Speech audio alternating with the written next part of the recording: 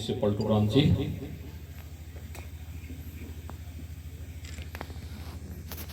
माननीय विधायक उथरोला श्री राम प्रताप वर्मा जी, जिला पंचायत के अध्यक्ष सुश्री आरती तिवारी जी, पूर्व विधायक शैलेश सिंह सेलो जी, यहाँ के मंडलायुक्त,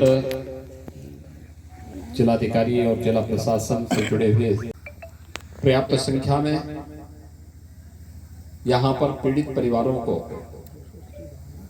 राहत पैकेट वितरित हों, जिसमें आटा है, चावल है, 10 किलो गेहूं है, सूखा चना, भूजा, दाल, तेल, नमक, देशलाई, मोमबत्ती, बाल्टी। बैठक लेकर के सभी जनपदों में मंत्री समूहों को भेजा है।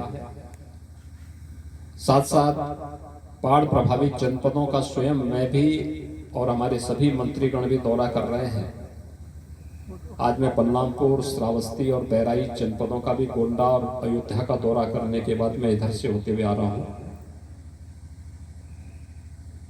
280 से अधिक गांव बलरामपुर जनपद के प्रभावित हैं। मैं भी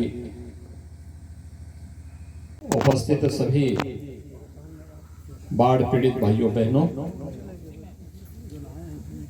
आप सब जानते हैं कि बाढ़ अगस्त और सितंबर महीने 15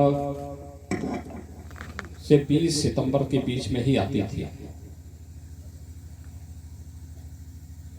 और इस बार हम लोग ये मान करके चले थे कि अब बाढ़ नहीं आएगी।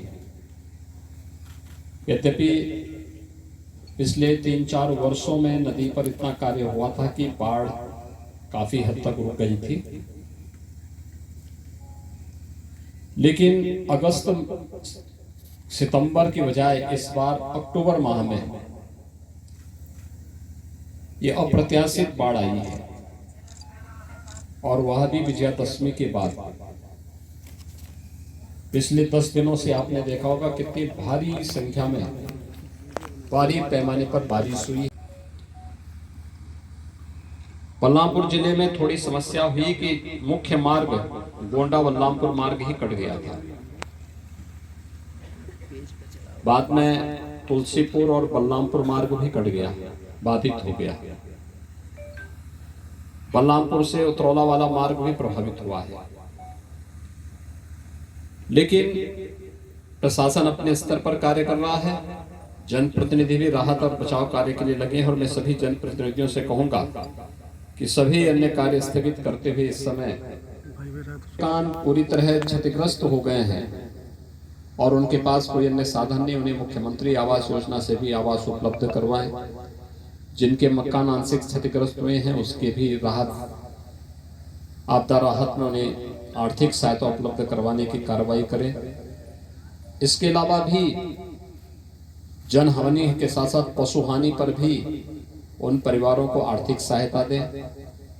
सांप के, बिच्छू के काटने से या जंगली जानवर के नुकसान करने पर भी उस परिवार को आर्थिक सहायता उपलब्ध हो, और कहीं भी सांप के काटने का या बिच्छू के काटने का कोई भी वो मामला आता है, तत्काल उसे वैक्सीन दे दें। उसके एंटी स्नेक वेनम, यानी जो सांप के काटने का इंजेक्शन है और कुत्ते के काटने का इंजेक्शन है, वो पहले से ही सभी तत्काल स्वच्छता, सैनिटाइजेशन की कार्रवाई, छिड़काव की कार्रवाई हो। शुद्ध पेयजल की व्यवस्था वहां पर हो, जहां पर शुद्ध पेयजल तत्काल पहुंचाने में दिक्कत है तो वहां पर एक व्यवस्था जरूर की जाए कि लोगों को पानी गर्म करके पीने के लिए कहें, जिससे कहीं भी किसी को कोई समस्या ना आने पाए। आपदा है, इस आपदा का मुकाबला सबको मिलकर के करना चाहिए। इसके साथ ही ये भी व्यवस्था बनाई गई है, आर्थिक सहायता सभी पीड़ित परिवारों को या जो भी बटाईदार हैं इनको सबको उपलब्ध करवाने का कार्य भी करेंगे। आप सभी जिला प्रशासन से मैं कहूंगा कि जो लोग आए हैं इनको इनके घरों तक सुरक्षित पहुंचाने की व्यवस्था हो। जहां पर गांव में भोजन बनाने की व्यवस्था नहीं है वहां पे कम्युनिटी किचन प्रारंभ हो।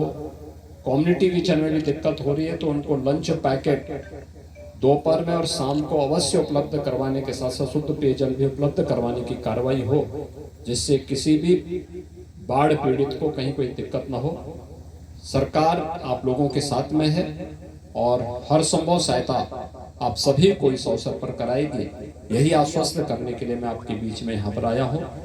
आप सभी जिस धैर्य के साथ इस आपदा का सामना कर रहे हैं, मैं इसके लिए आप